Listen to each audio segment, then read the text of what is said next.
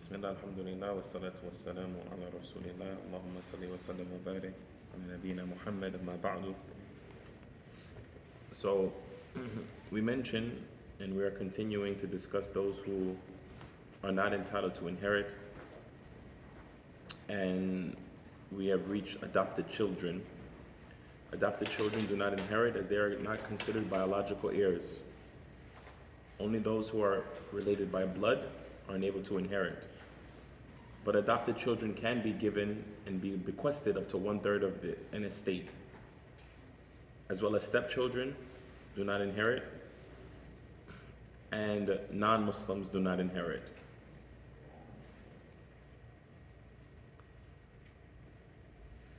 General conditions for exclusion, this is just repeating what we've already covered. Obviously, those relatives who are closer to others take precedence. Invalid marriages are not recognized, and disobedience of Islamic principles, right? Meaning those who intentionally murder or those who have apostatized and left the religion of Islam. These are all impediments to inheriting. The Prophet ﷺ, he said, people of two different religions do not inherit from one another.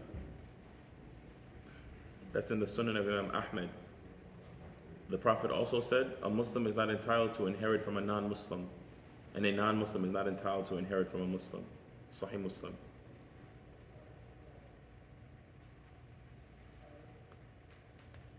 Key points. The Islamic inheritance system ensures that wealth is distributed fairly, prioritizing certain relatives over others based on proximity, responsibility, and lineage.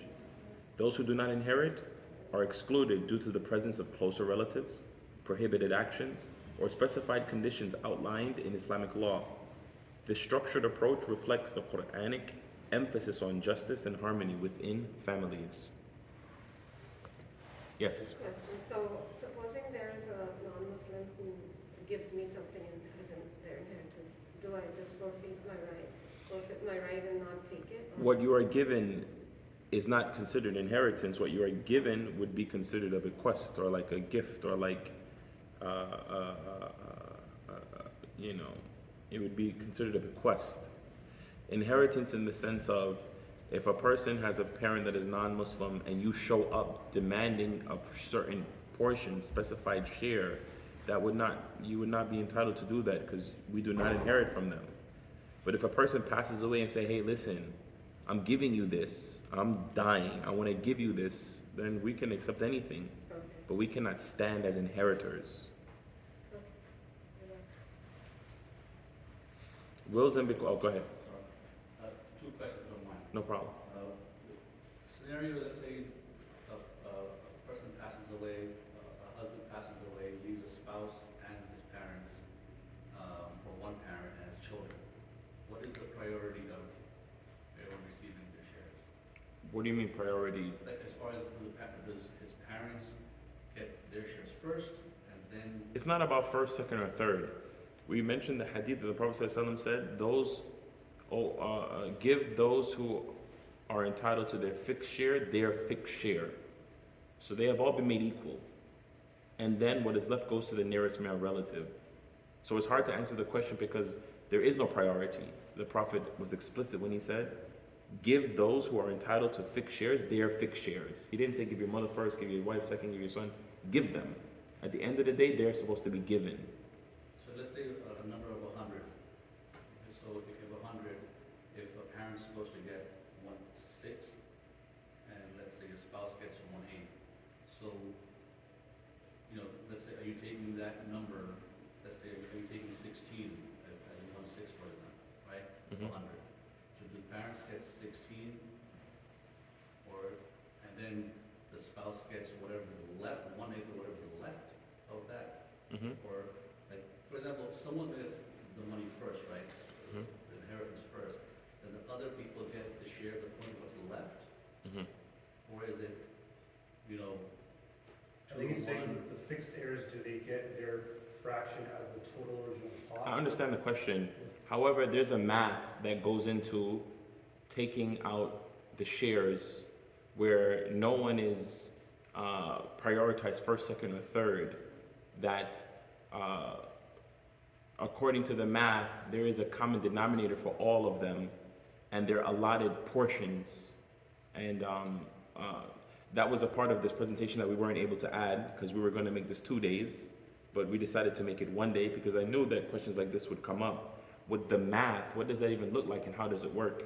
I think But I wouldn't be able to explain that verbally The denominator ends up being the same with the math. for everyone. It's just easier that way. Yes, that's what they do. I understand if there's a wife and 2 children, then wife gets 1/8, right? So after 1/8 deduction, rest of them, they will get 2:1. Correct. So wife is getting out of the whole 1/8, and then rest of the money which is left after this distribution to the wife, the children is getting 2:1, like. Yeah, but that's an easy case. That's with Ashabul Furud and Asaba. But we're talking about strictly those who get fixed shares, right? You wouldn't be able to say the wife gets 1/4 and then what's left, everyone else gets. Again, the math, the way in which we deduce it, we don't pick the wife's numbers over. Let's say it's the grandparents 1/6, and it's the wife. Let's say it's 1/4. We don't start with a 6, nor we start with the 4th. We find another number and we take that and we divide it up into shares. And then we take the shares, so that means that you're allotted 1 portion of this, you're allotted 3 portions of this share. Then we take that share number and we multiply it by the estate to find out how much each share is worth. We divide it. So now, because of our math, each share is worth $20,000. The parents got 6 of them. This person got 4 of them. We know each one is 20,000. 20 times 6 gives you that number. 20 times 4 gives you that number. But it's difficult to explain without showing you and doing the math. And we're not able to include that in this presentation. My second question was, let's say you have no liquid assets. So you have, let's say, a home that's generating income, or a business generating income. So the heirs can't liquidate that. Right? They can, or they could keep it as ownership, and then they could take up their profit based upon their ownership. They can take their Profit based upon their ownership as it comes along. They can, as it comes along. okay. And I'm sorry. No problem. Let's say a parent says, I want my son or daughter to have this home, right? Cannot say that. But let's say there was a transaction that took place. Let's say the son gave a down payment to the parent during his life. They cannot say that. What happens to that? Cannot say that. Unless that's a specified debt, and that falls under the category of debt because he gave the down payment ahead of time, and there was explicit statements that he would be repaid for that. Other than that, you cannot do that. So that transaction is null and void, and then you go back with the inheritance laws. Correct. That transaction would have been null and void if the parents did not sort that out during their lifetime. At the time of their death, those who stand to inherit will inherit according to what Allah has legislated, not according to what they may have done prior, what an inheritor may have spent prior, unless it was explicit. Just like the brother mentioned, what if one of the children paid for the funeral? Can they take from it? Well, obviously they can, because the money from what's left behind should be paid to the funeral, but that needs to be discussed. There cannot be, I'll pay for the funeral, everybody, and then after say, oh, by the way, give me. We thought you were paying for the funeral based upon merit, not based upon being reimbursed. So all these things have to be discussed. But what stands is when a person deceases, there are specific people who stand to inherit. Allah has created fixed shares and He's created residual shares, and that stands. So no one can say, well, your brother did give me a down payment, so I'm gonna give him the vacation home. Don't count that, count this. You can't do that. What you own is what you own, and what they will get is what they will get.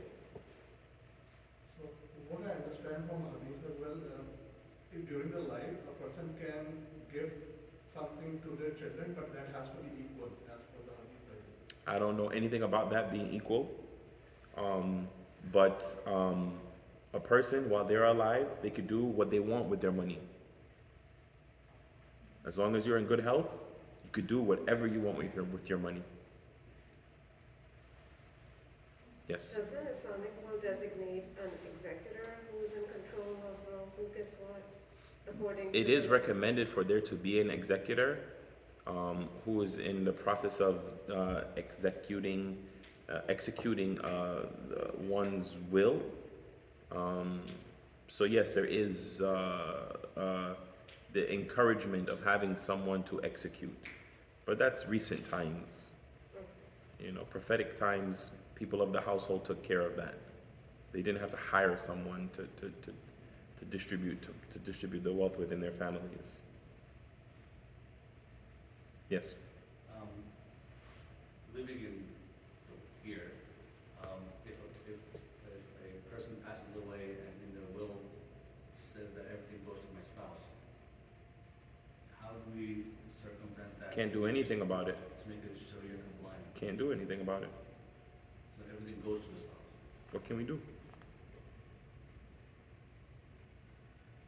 Can't do anything about it. If that's what they wrote in their will, the spouse is going to take you to the court and going to beat you every time. That's it. It's done. If the spouse is, if the living spouse is willing to divide, now that she has ownership of the property now, she's willing to distribute it according to Sharia, she can do that? Of course, of course she can. She can if she wants to. I don't know how many people would when they're holding all the cards. I don't know how many people would. So in a case like that, then basically the deceased property won't be able to be split according to Sharia because now the other person has full ownership of it. Correct. And it'll take an act of God to make that person go against their own self-interest and give wealth away when they're owning all of it at that time. The wasiyah, the Islamic will. In the Islamic inheritance system, a request refers to a wasiyah or a will or bequest, which is a directive made by the deceased before death to allocate a portion of their estate for a specific purpose or individual. The concept of wasiyah is an essential part of Islamic inheritance, and its execution is governed by clear rules to ensure justice and compliance within Sharia principles. Key features of the wasiyah. The permissible amount. A wasiyah is limited to 1/3 of the total estate. The remaining 2/3 must be distributed strictly according to the inheritance shares outlined in the Quran, what we've outlined prior.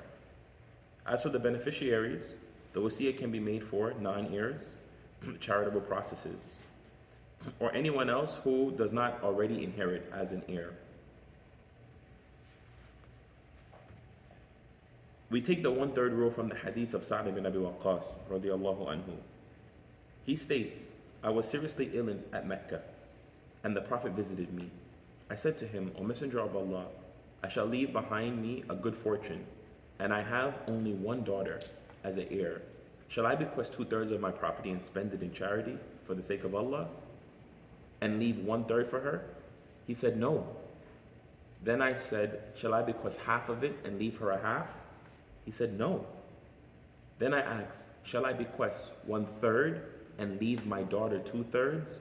And the Prophet said, yes. You can bequest 1/3, but 1/3 is still much. Because of the prophetic statement, 1/3 is still much, Abdullah bin Abbas has taken the position that 1/3 is not permitted for a person to bequest. That a person can only at maximum bequest 1/4. And his proof for that is the statement of the Prophet, 1/3 is still too much. So although the Prophet allowed it, he didn't like it. So Abdullah bin Abbas radiallahu anh said, my position is you cannot bequest 1/3. The maximum you can give is 1/4. However, we have the hadith that the Prophet allowed 1/3. So you have one group of scholars who allow 1/3 and another group of scholars who will not allow 1/3 based upon the statement of Abdullah bin Abbas.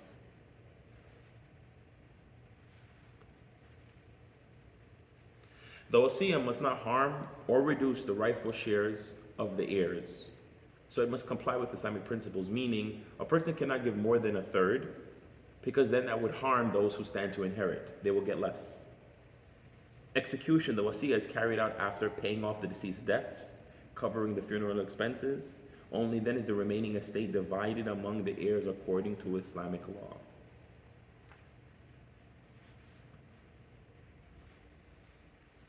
The purpose of the wasiya is to provide for non-heirs, as we mentioned, to support charitable causes, to fulfill religious obligations such as unpaid zakat, right?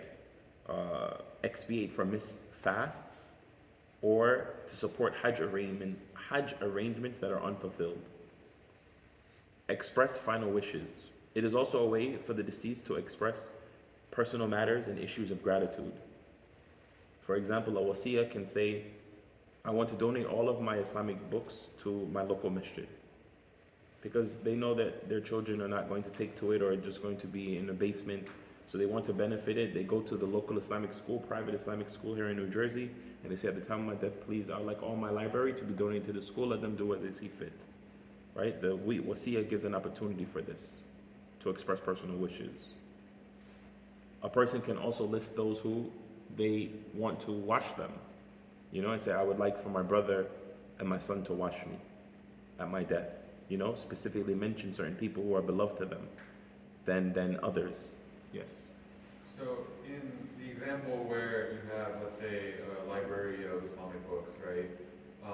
If that library, for whatever reason, constitutes more than 1/3 of your total wealth, are you then not allowed to go and put that in your wasiya, or only allow? That would be interesting if an heir views a library of books as something that they could sell and they could constitute money.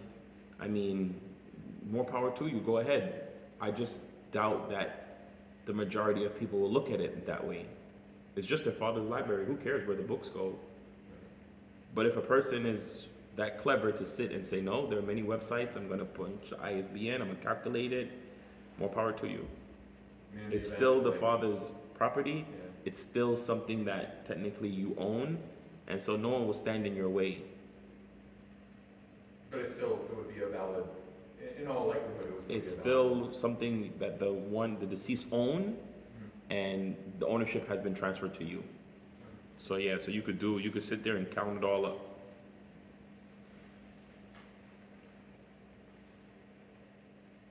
That would be interesting. My father said he wanted to donate the books to the masjid, but I counted it up. Sheikh, it costs $5,000. I'm not doing it. Damn, bro, like you that. Damn. Allahu Akbar, I guess you're right. Alhamdulillah, he doesn't hear what I'm thinking.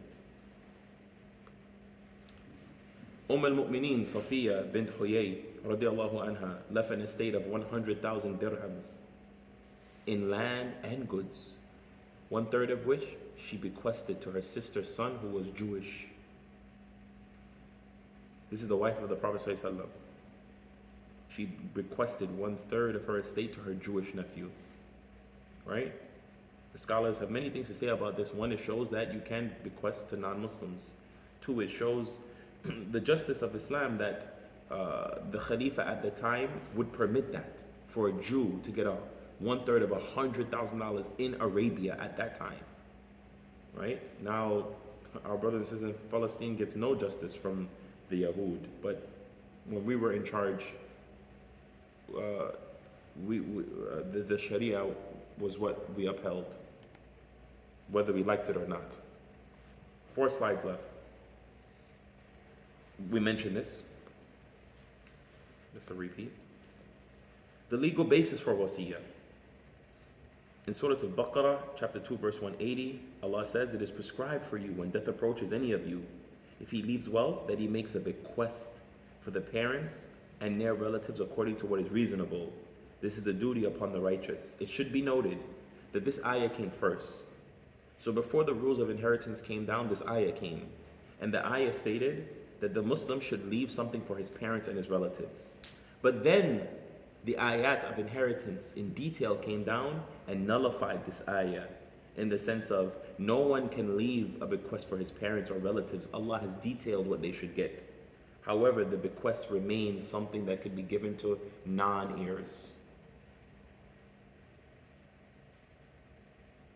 The Prophet Muhammad ﷺ said, Allah has given each rightful person their due, so there is no bequest for an heir.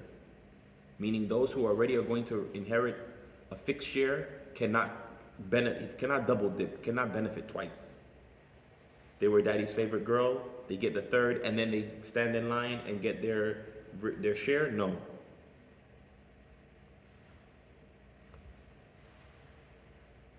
Practical guidelines. Drafting the will. Clearly specify the beneficiaries of the wasiyah. Ensure the amount does not exceed 1/3 of the total estate. Include provisions for executing debts and funeral expenses. Number 2, the executor should appoint a trustworthy individual or institution to execute their wasiyah. As the sister mentioned, we have an executor over the estate, and ensure it complies with Islamic principles.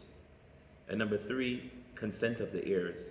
If the wasiyah benefits an heir, it requires the unanimous consent of all other heirs before the deceased passes away. Meaning, if a father says to his 3 sons and his 1 daughter, listen to me, sons, my daughter, your sister, she's unmarried.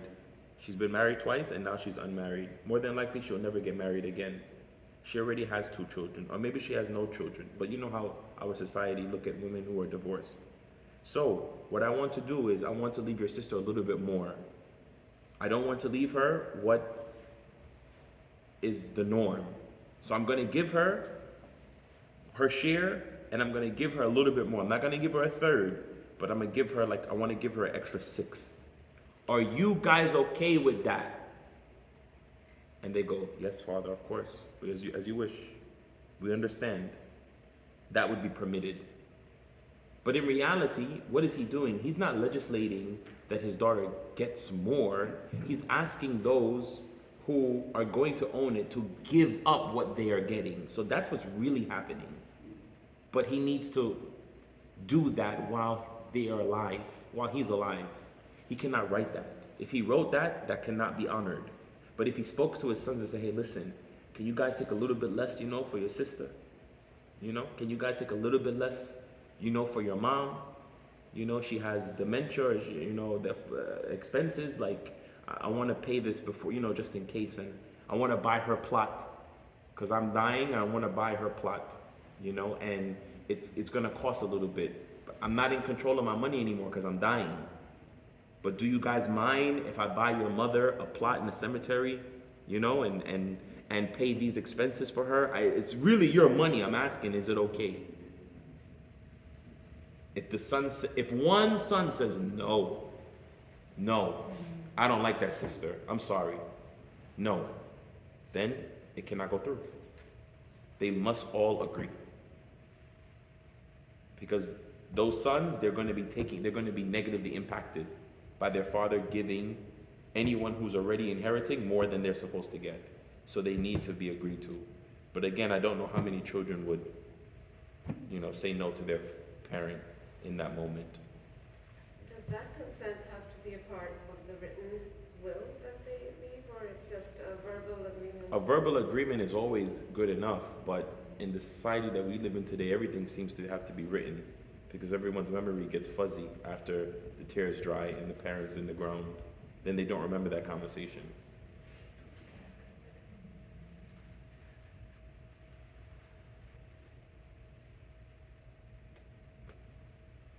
Last slide. A man leaves behind an estate worth 90,000. He requests his wasiyah that 10,000 be given to an orphanage. After paying off his debts and funeral expenses, the 10,000 within the 1/3 limit is allocated to the orphanage, and the remaining 80,000 is distributed to heirs according to Islamic inheritance. The request, the wasiyah, in the Islamic inheritance system is a compassionate and flexible provision that allows a person to allocate a portion of their wealth beyond the fixed shares to support non-heirs, fulfill religious duties, or contribute to charitable causes. However, it must be executed within the boundaries of the Sharia to maintain fairness and protect the rights of the heirs. With that, we conclude this presentation on the Islamic inheritance system. Are there any questions? So, only 2 quick ones. If a person has a wealth that's a combination of cash and natural property like other assets. As long as everyone gets their designated share, can he decide who gets their share in cash and who gets it in properties? That's so trivial. I don't even know how he would do that once he passes away. It won't be in his control anymore. So like, I guess the example where the son gets twice the daughter, what if he had multiple like properties, like rental properties? Can he choose, let's say if there's one son and one daughter, the son will get two houses and the daughter. It wouldn't work like that. It'd work on the value. Let's say they're all worth the same thing. Oh, okay then. Yeah, so can you choose which two houses the son gets and which one the daughter gets? At a time? What would even be the purpose of that? Like, can he choose? All the houses are the same. 3 houses on one block, and I'm gonna give you this house, and these two get these 2 houses. That sounds like a control freak. Like you're dead, or you're gone. It's over. It's over. You left behind 3 houses. It's 2 to 1. Let them figure that out. It's 2 to 1. So they would have to decide how they. They'd have to decide. It's there. They own it now. They'd have to decide. For him to be like, no, I'm gonna give the pink house to this and the blue house to this. What are you doing? And then what about if you have assets that are very volatile in their value? Do you take the value at the date of death when you decide? Everything is valued when you have it in your hand. But if it's like very volatile, like while you're alive, the value of it. I know. fluctuates, right? So everything is valuated. That's like owning shares of some stock. Yeah. You cannot promise people profits that could change tomorrow. Everything is valued when you actually have it. That doesn't make sense? Yeah, it does. If I sold all the stocks Yeah.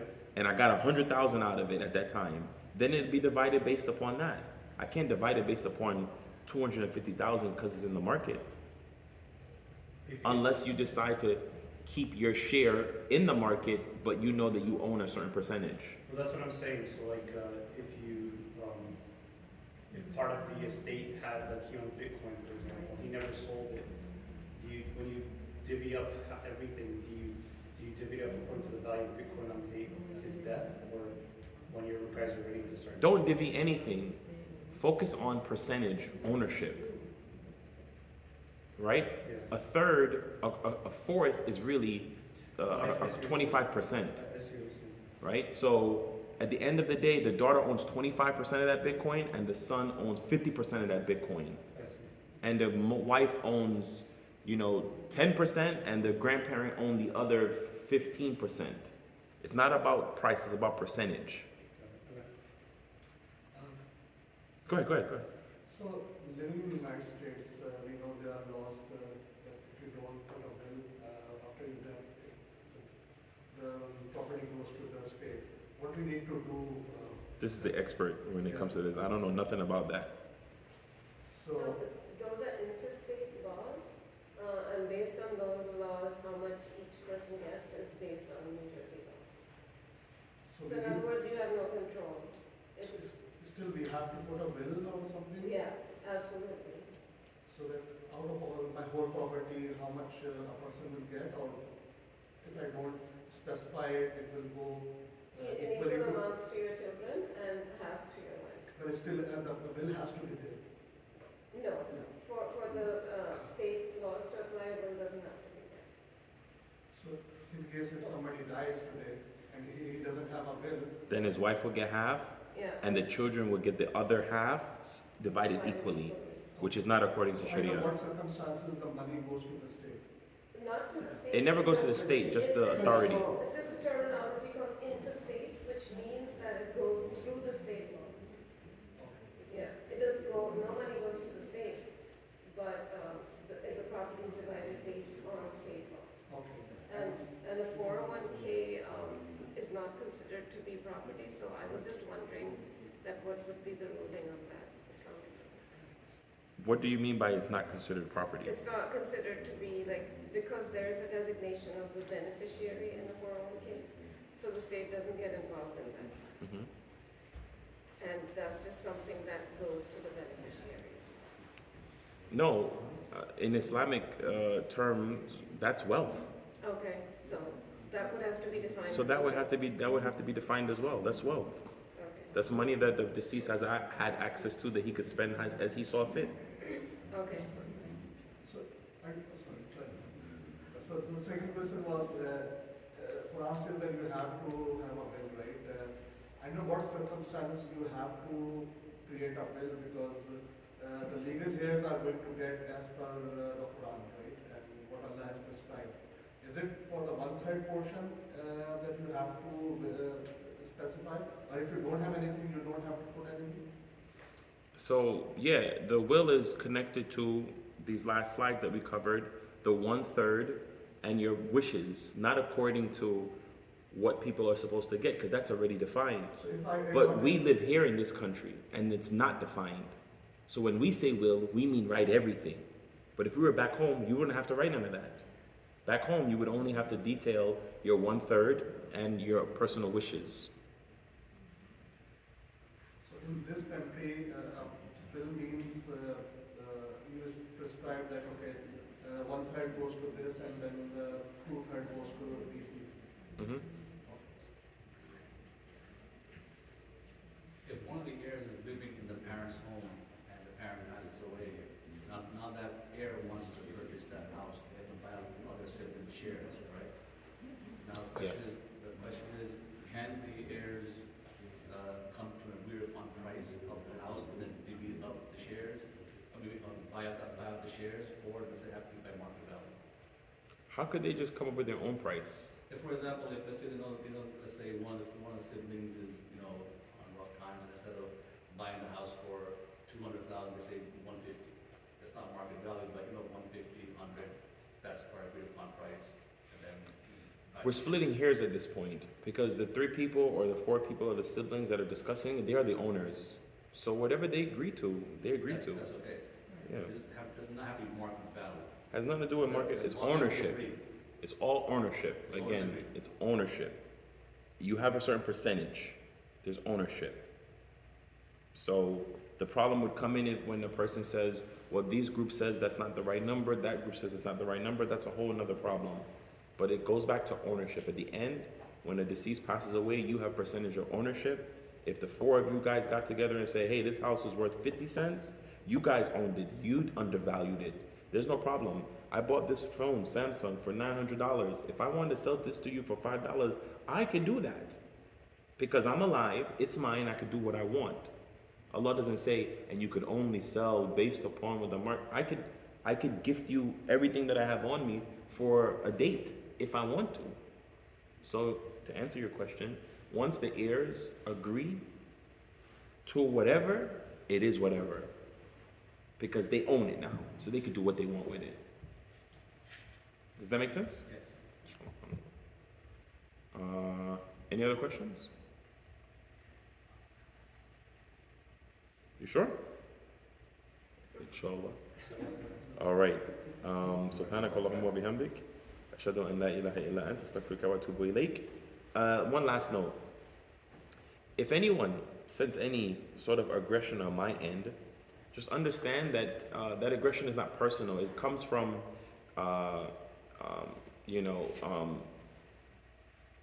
the need for seriousness when situations that are expressed seem to try to push against or to find a way out or to wiggle around Allah's laws. That's where that response is coming from, right? It's not coming from me like, oh God, this question. It's coming from, oh, so a person want to play games. They want to put it in a trust so that they could get out of this. So this is what we're doing now. So my answers are more strong, but it's not personal. It's the situation, right? The Prophet ﷺ, he was described that he never got angry when anything was about him. If you attacked him personally, you said something about him, the way he looks, whatever, nothing. But once the hudud was crossed, the Prophet would become extremely angry because it's the laws connected to Allah. Just like when the Prophet ﷺ woke up in the night and he snuck out of bed and went to go pray at the grave, and Aisha thought that he was going to go to another wife's house, and she followed him to the cemetery, saw him making dua for the deceased, and then she started going back home when he started coming back home, and then the Prophet started walking fast and she started walking fast, then the Prophet started jogging and she started jogging, and then the Prophet started running home and she ran home and got in the bed and got under the covers, and when he walks in, he sees the blanket going up and down, up and down, up and down. And he said, Aisha, is everything okay? You're having like breathing problems? She said, everything's fine. I was following you. And he said, why would you do that? And she said, I thought you was going to another wife's house. And she stood up in front of him and she told him. And he took his finger and he pointed her in the chest. He touched her in the chest. And he said, you think I would transgress your date? Because what she's saying is the Prophet gave his word. Tonight is your night. To think that I would go to another wife's house is to say that my word isn't good enough. And the word of a prophet is a covenant. Right? So I'm not upset that you followed me. I'm upset that you would think that a prophet would break his word. Right? And she said, he shoved me. That's the hadith. He shoved me. And that shove hurt so much. It wasn't because he pushed her through the room and the wall, but the fact that he was upset, he was disappointed, that he had to push her and say, are you serious? You think I would betray my trust? This has to do with Allah. Allah has given me this Quran. If I could play with this, then you think I'm playing with the revelation? He didn't say all of that, but that's the point. That when Allah's rules were being infringed, or there was the seriousness.